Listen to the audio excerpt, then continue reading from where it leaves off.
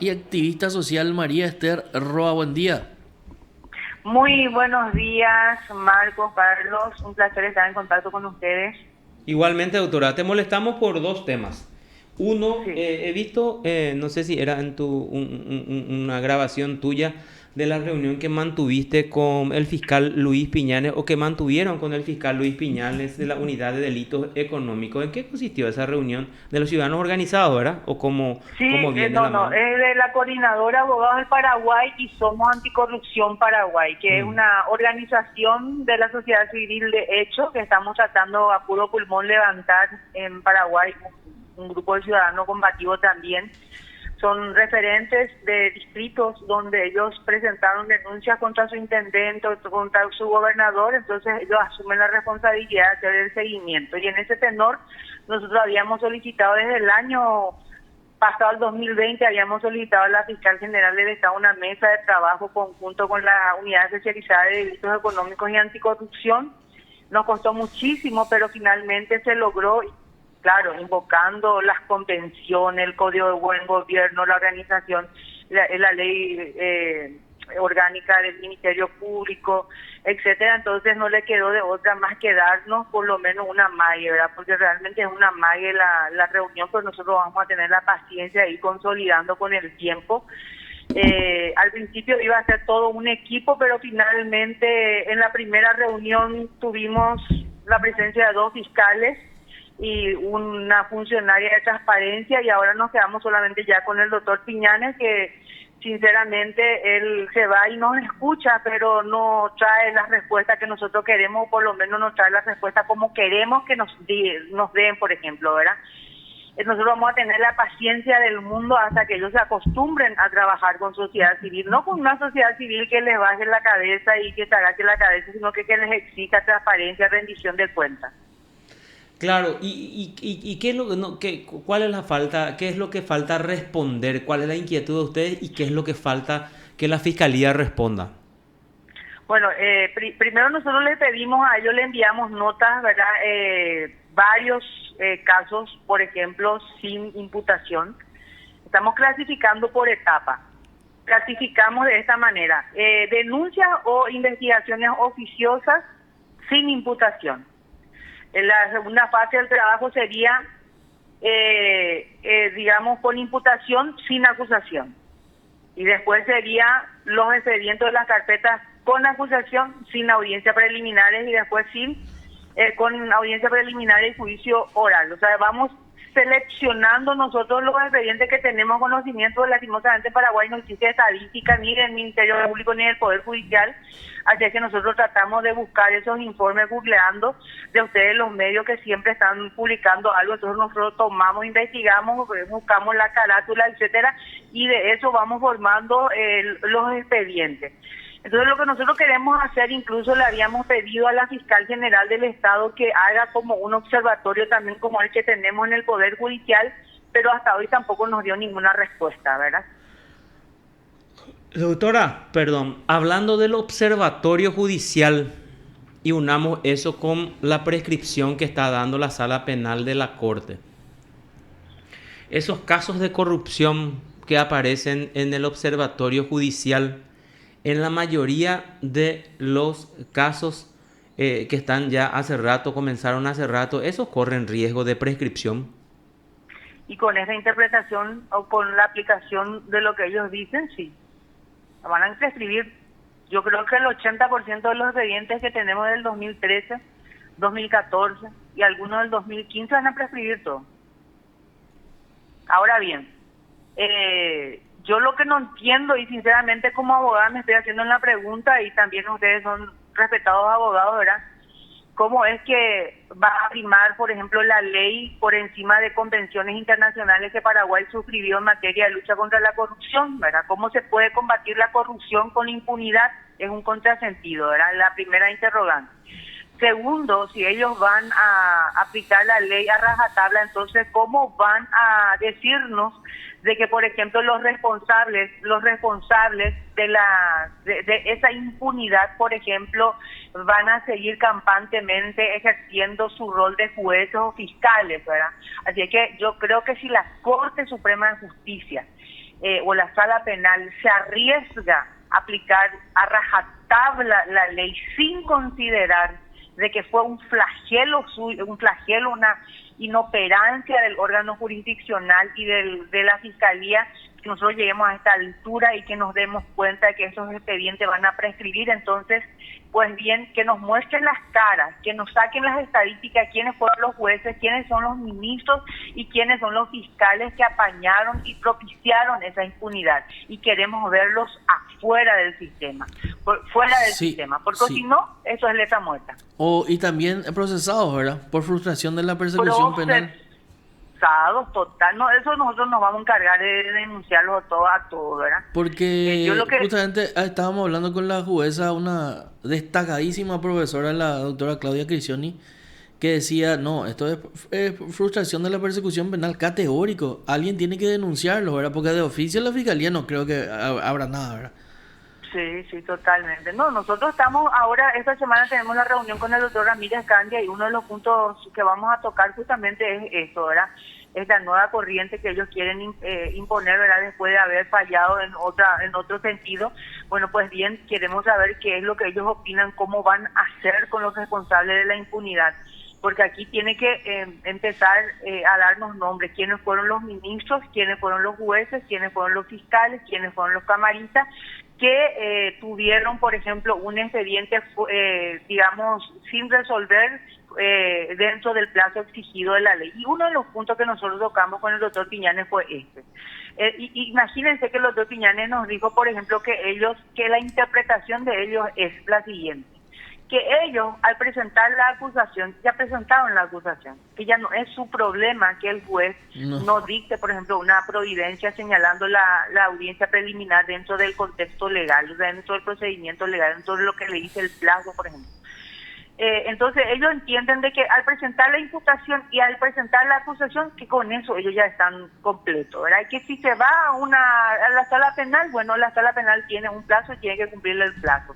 Por eso que yo di un ejemplo, ¿verdad?, de cómo es el Ministerio Público, que digamos, en palabras sencillas, son abogados que son contratados por el pueblo para ejercer, digamos, su representación ante los órganos jurisdiccionales, que ellos son los que representan y que ellos tienen la misma obligación de un abogado querellante de impulsar y llegar hasta el final el juicio, ¿verdad? Pero sin embargo, imagínense que el doctor Luis Piñanes sostiene prácticamente, dice, nosotros no tenemos por qué urgir, nosotros no tenemos por qué hacer esto, etcétera.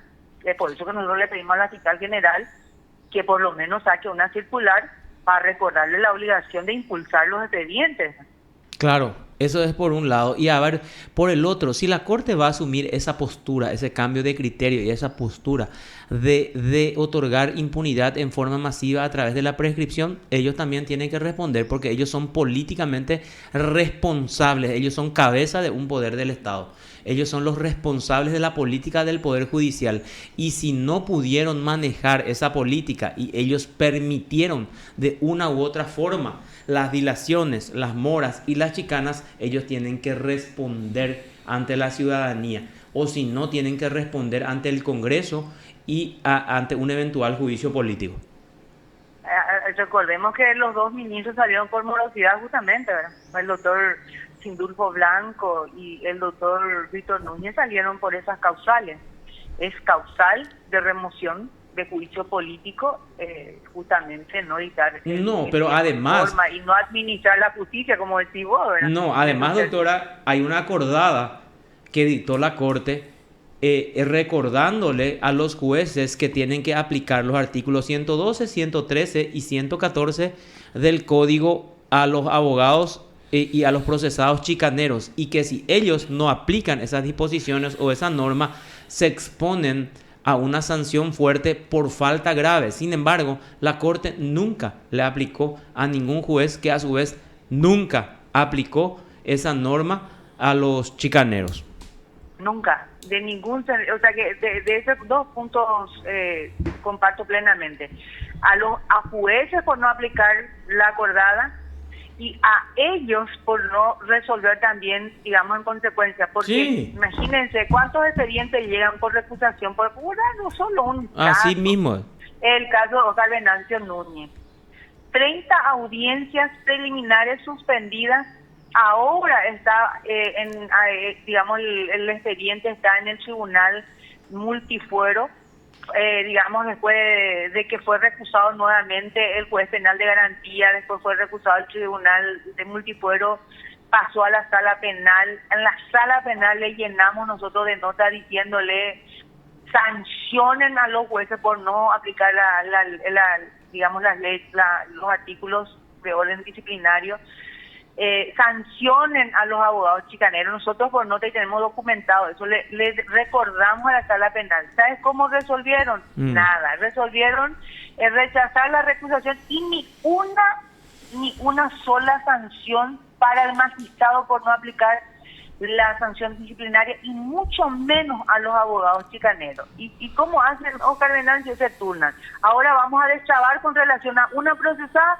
Después del 20 regresa una miembro del tribunal multifuero, después del 20 van a resolver, después de esa resolución va a pasar al juez penal de garantía, y ahí ahora vamos a esperar si va a ser el gobernador Rusillón el que le recusa otra vez, a que se van turnando.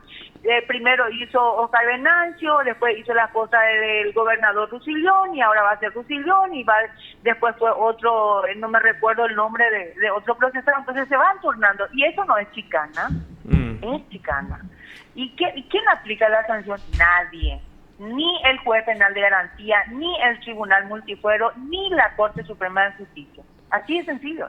El caso Heisele, por ejemplo, hoy nos enteramos que está el expediente principal en la sala constitucional. Imagínate. ¿Sabes hace cuánto que nosotros venimos preparando, escrito, enviando eso? Hace como, hace 6 meses que estamos detrás de ese expediente.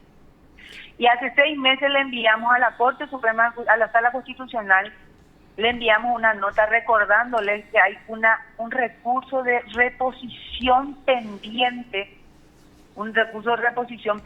para resolver, y el expediente está en la Sala Constitucional. ¿Hace cuánto está en la Sala Constitucional? ¿Te acuerdas, doctora? Y yo creo que hace ya bastante tiempo. Más de un año. Yo te estoy hablando mucho más. Voy a fijarme bien en la planilla, porque realmente llevamos 36 expedientes de corrupción. Fíjate, no puedo, doctora, enviarme un mensajito.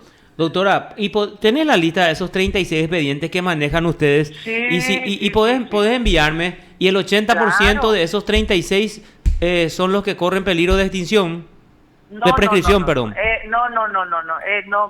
No muchos, son, porque fíjate que nosotros ahora estamos haciendo un lindo trabajo con relación a los procesos penales de corrupción pública que llevan, ponerle 1 año, 2 años, 3 años, ¿verdad? Estamos cuidando justamente para que no pase más con lo que pasó con los viejos expedientes. Por ejemplo, qué sé yo, por darte un ejemplo, el caso de Edgar Melgarejo, hoy es su audiencia preliminar. A las 18 horas. ¿Hoy? ¿Ya se suspendió? A las 8. Se suspendió. ¿Y por qué se suspendió? Porque está en la corte el expediente. Bueno, ahí está. A fijarte un poco, ¿verdad? Bueno, pero vamos a poner el ejemplo nuevo. Pero nosotros vamos a estar detrás igual, ¿verdad? Yo te ponía un ejemplo nomás. La acusación contra Edgar Melgarejo se hizo en abril de este año, ¿sí? Sí. Desde abril, y el Código Procesal dice, dentro de los 10 días posteriores de la acusación y 20 días posteriores, o sea, dentro de ese plazo se tiene que fijar la audiencia preliminar. En abril se acusó y el juez Palacio señaló la audiencia preliminar para hoy, 18 de octubre. 6 meses después. Ok. ¿Qué hicimos nosotros como sociedad civil? Le pedimos al juez que nos envíe un informe de todas las audiencias de revisión preliminares, de lo que fuere, señalado desde la fecha de la acusación hasta el 18 de octubre, ¿verdad? Con la copia de las providencias. ¿Por qué? Porque queremos instalar en el Poder Judicial que cuando ellos salen del contexto de las normas procesales, nosotros le vamos a pedir rendición de cuentas, para saber por qué, por ejemplo, nos señaló un día que no tenía audiencia, por ejemplo. Vamos a preguntarnos eso, ¿verdad? Ese informe que yo pedí me llegó a media tanda, con una nota pidiéndome más tiempo el juez, porque dice que el trabajo es demasiado grande y que él tenía solamente una funcionaria. Entonces yo sigo esperando el informe complementario que me permita a mí tener, digamos, la precisa y decir acá se cometió un hecho grave, o sea, el magistrado no cumplió la ley o el código procesal y encima tenía, no sé, varios días libres y no señaló en ese tiempo. Algo que a mí me permita hablar con propiedad. Mismo caso ocurrió con el caso del agua tónica, Patricia Zamudio. Patricia Zamudio, por ejemplo, lo mismo, ella ahora se señaló para noviembre su audiencia, creo que es el 4 de noviembre. El 4 de noviembre se señaló la audiencia para Patricia Zamudio. Y la acusación y estará ya por abril, mayo más o menos, ¿verdad? Entonces tampoco eso es lo que los plazos. Vos sabés que eso dentro de los 20 días y después de 6 meses, eso no es mal desempeño en las funciones de los magistrados. A estos ministros de la sala penal hay que preguntarle un poco, ya que ellos van a hacer a rajatabla, van a cumplir la 104, la 102, entonces bueno. Por eso, eso es lo que yo iba, o sea, ¿por qué si ellos son estrictos en el cumplimiento del 103 y el 104, en los otros también tienen que ser? Acá me pasa, Lucas, el 28 de octubre del 2020 se elevó llevó el expediente de Geisel en la sala constitucional hace un año. O sea, en realidad en 10 días se va a cumplir un año, ¿verdad? Bueno, yo te cuento que nosotros estuvimos incluso, no solamente ya con la nota, sino que el trabajo que hacemos no es solamente acompañar con notas, sino que es a pedir rendición de cuentas así en persona, ¿verdad? Nosotros estuvimos averiguando justamente, ¿verdad?, ahí en la Secretaría y le dijimos, ¿verdad?, que esto es una vergüenza, que ese expediente va a prescribir y que los responsables van a ser en todo caso los miembros de la Sala Constitucional. Y dijeron de que esta semana el expediente iba a bajar ya al juzgado penal de garantía, porque la lógica, imagínense, están instrumentando la Sala Constitucional para poner palo a la rueda. Sí. El caso de Geisel es un caso que nosotros tenemos que destrabar como sociedad civil. El caso de Froilán Peralta pasó lo mismo. Froilán Peralta está ahora en el juicio oral y público, gracias a que nosotros también le obligamos a la Sala Constitucional a sacar compulsa y a enviar el expediente principal, y ahí recién se señaló la audiencia, ¿verdad? Ahora tenemos otro problema. Miguel Cuevas tiene que ir también, o sea, se tiene que señalar en la audiencia de juicio oral, ya planteó una acción de inconstitucionalidad, el expediente también ya se remitió a la Sala Constitucional. Tomás Rivas planteó una acción de inconstitucionalidad, ahora la Sala Constitucional pidió ya el expediente de Tomás Rivas y está en la Sala Constitucional. Y la audiencia de juicio oral es el 20. No se va a hacer. Estamos malas. Sí, estamos mal. No se va a hacer. Y es horrible. Yo muchas veces en serio les digo, si nosotros dejamos como sociedad civil y ustedes como periodistas estar informándonos, este país se nos va de las manos, porque la corrupción y la impunidad campea libremente. El caso del triángulo, el famoso triángulo de dinero, que muchísima gente fue estafada en ese caso. 4 años, 11 meses, 9 días tuvo la Sala Constitucional. Imagínatelo, 4 años, 11 meses, 9 días. El caso de Pereira Johansen era el principal acusado. Tuti Pereira Johansen. Sí, el triángulo que le dejó, no sé, mal herido y contuso a muchísima gente económicamente, ¿verdad? 4 años, 11 meses, 9 días.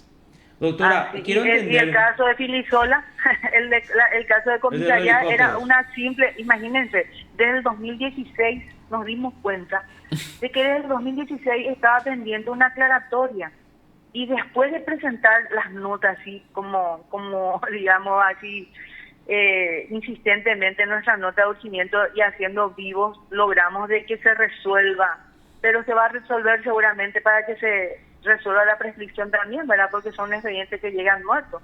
Así que es gravísimo, el Poder Judicial es terrible. El doctor Martínez Simón se ofende cuando dice no tiene altura moral. Sí. Yo no sé cómo así va mismo a defender este Poder Judicial. Yo le respeto a él, como a algunos ministros le respeto mucho, pero si ellos no se ponen a la altura también de las necesidades de una justicia eficiente, una justicia imparcial, independiente, ellos no tienen por qué ofenderse, ¿verdad? Doctora, quiero volver al tema de la prescripción para redondear y despedirnos. Cuando hablaste del 80% de que corren peligro de prescripción, ¿a qué te referiste? Y estoy refiriendo al caso de justamente Rafael Filisola tiene 2 expedientes. No, ya sé, cuando vos hablas del 80%, no es de esa lista del observatorio. Y es prácticamente de la lista del observatorio. Yo digo, ¿verdad? Sí, pero a ojo de buen cubero, ¿verdad? Que es más o menos 80%, porque si vos te das cuenta, hay expedientes del 2010, del 2008, del 2015, del 2013, y son muy ¿Vos tenés pocos esa los lista? expedientes. ¿Vos tenés esta lista ahí? Sí, tengo. ¿Y me podés enviar ahí y miro por la fecha después? Dale. Yo estoy perfecto. pensando ya también en otros medios, aprovechando la gentileza acá del director que me permite estar acá y recoger los datos a la mañana para poder... acá se recogen los datos y sale en otro también. En otro también. También. También porque nosotros... Y está bien que salga así. Todos nos enteramos. Nos y beneficiamos porque, como dice la doctora, hay que transmitir. Claro. Hay que transmitir el eso. trabajo de ustedes es extraordinario, ¿verdad? Nosotros solamente recogemos esos datos y nos vamos y enfrentamos ahí al Poder Judicial, ¿verdad? Y al Ministerio Público. Por eso que es importante para nosotros estos espacios que ustedes nos dan, porque de esa forma también la gente se entera de que ustedes están haciendo un trabajo de investigación y nosotros estamos tratando sobre esa base de esa investigación, estamos tratando de articular algo para poder frenar la impunidad. Si nosotros, sin ustedes, no podríamos. Doctora. Y ustedes y nosotros también, ¿verdad? Algo así es. Doctora, ¿y vos crees que hay que frenar entonces esto que está, este camino ola, o esta canilla que abrió la sala penal? Sí, no, eso hay que frenar. Eso hay que frenar porque primero ellos hablaron de una doctrina que es el obstáculo insuperable, ¿verdad? Que es la aplicación que defendió el doctor Martínez Simón. Acá hay una cosa. Yo creo que todos esos expedientes que están todavía en camino y en juego, nosotros tenemos que tratar de consolidar eso. Eso ellos no pueden hoy agarrar y decir, no, me golpeé la cabeza y vamos a cumplir el Código Procesal Penal, ¿verdad? O el Código Penal. Ellos no pueden decirnos eso hoy, ¿verdad? ¿Por qué? Porque hay convenios internacionales que están por encima de esa ley que ellos quieren prevalecer en casos de corrupción pública. Digo, en casos de corrupción pública. Hay un compromiso superior irrefutable de parte de los órganos jurisdiccionales del Paraguay. La Corte Suprema de Justicia está obligada, el Ministerio Público está obligado. Entonces, ellos no nos pueden venir hoy a interpretar un artículo del Código Penal y dejar impune prácticamente, imagínense, Oscar Venancio, estamos hablando más de 55 mil millones de guaraníes, sí, señora, así mismo. Qué bárbaro. Por favor. Sí, sí. Comparto plenamente contigo. Sí. Bueno, doctora, Carlos, vamos a hacer un trueque. Que la Corte Suprema de Justicia haga cumplir su artículo del Código Penal a rajatabla, el Código Procesal Penal a rajatabla, y que salgan todos los que procesaron esa impunidad afuera, ¿sí? Incluso ellos. Procesados incluso. No, que haga valer por primera vez en su historia la acusación ante el jurado y la denuncia formal ante el Ministerio Público, ¿verdad? Incluidos ellos. Así claro, mismo, claro. Hasta ahora nosotros no tenemos ningún... Siempre se va a autodenunciar. Alguien tiene que ser moralmente imputable. Si no para este tema de la Corte, ¿qué es lo que ustedes pueden hacer o qué es lo que ustedes van a hacer? Nosotros vamos a tener una reunión con el ministro esta semana para interiorizarnos, porque nosotros hacemos los seguimientos de los expedientes de corrupción pública, donde nosotros les informamos del monitoreo. Nunca le obligamos en el sentido de su voto, de su resolución, lo que fuera, eso aclaro de por medio, pero sí como cabeza de un poder del Estado. Para nosotros es importante esta, reunión que mantenemos, porque esta es la forma como nosotros nos vamos explicando lo que está pasando. Imagínense que el análisis de las prescripciones, que fueron 30 el año pasado, creo que fue a principios de este año se saltó eso en la auditoría. 30 prescripciones se dio en la sala penal. Hace rato Nosotros ya, ahora hasta ya habrá ahora- sido 40 o 50. No, ahora ya va a ser y que descuidar y todo. Imagínense todo cómo estarán. Dicho abogado va a pedir revisión sobre la Así base de esta mismo, y tiene que resolución. pedir, y tiene ¿Me derecho entendés? en Y base a tiene- y que le este... Se le va a aplaudo, y prescribir. bueno, que haga, y vamos a irnos entonces a visitar a los ministros de corte, ¿verdad? Porque los ciudadanos nosotros queremos justicia, ¿verdad? Y acá más que nunca y más vigente que nunca es si hay una colisión entre la justicia y el derecho, dice opta por la justicia. ¿Quién decía eso? Justiano. Sí. Correctísimo. Bueno, entonces nosotros acá queremos justicia y acá no se puede estar, digamos, pensando un criterio un día y el otro día otro criterio, ¿verdad? Yo no estoy de acuerdo con eso. Acá se tiene que buscar una solución. Tienen que poner un paño frío a esta situación tan agobiante que sufrimos los paraguayos, que nos roban impunemente. Entonces, yo creo que nosotros vamos a tener que ser un poco más enérgicos, vamos a repudiar este acto. Es más, hay muchas interpretaciones en la Argentina, por ejemplo. En la Argentina ellos interpretaron, ¿verdad?, digamos, una parte de la Constitución. Ellos hablan de la vulnerabilidad de los derechos humanos, no prescribe acá. Se vulneró derechos fundamentales, el derecho a la salud, el derecho a la educación. O sea, la corrupción mata. Entonces, si hoy ellos van a prevalecer como para favorecerle a los corruptos, estamos mal. Sinceramente, yo no esperaba del doctor Ramírez Cañas, no esperaba tampoco de la doctora Carolina. Así mismo es, así mismo es. Y bueno, y ayer escribió en su tweet y fue muy... Pero, ¿qué es lo que le podemos decir? Que si la ley dice eso y si ellos quieren cumplir a rajatabla, entonces lo que tenemos que seguirle, si se van a poner en esa posición, es lo que vos dijiste, doctora.